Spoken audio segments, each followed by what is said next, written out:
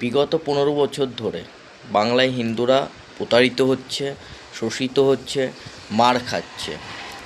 কোনো দিন আমি দেখিনি কোনো মুসলিম ঘরের ভাই বোনেরা তার প্রতিবাদ করতে।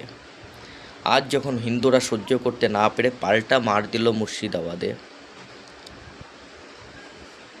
আজ দেখতে পাচ্ছি সোশ্যাল মিডিয়াতে বহু মুসলিম সম্প্রদায়ের লোকজনেরা তার বিরুদ্ধে প্রতিবাদ জানাচ্ছে।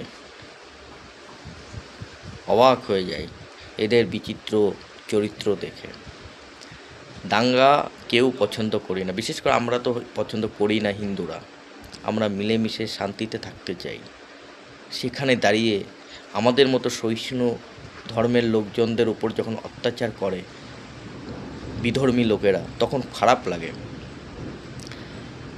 যাই হোক, কোনো মানুষের উপর আঘাত হানার আগে ভাবতে হবে তারও একটা পরিবার আছে, তারও ছেলে মেয়ে হয়তো আছে, মা বাবা আছে, সে কারো সন্তান।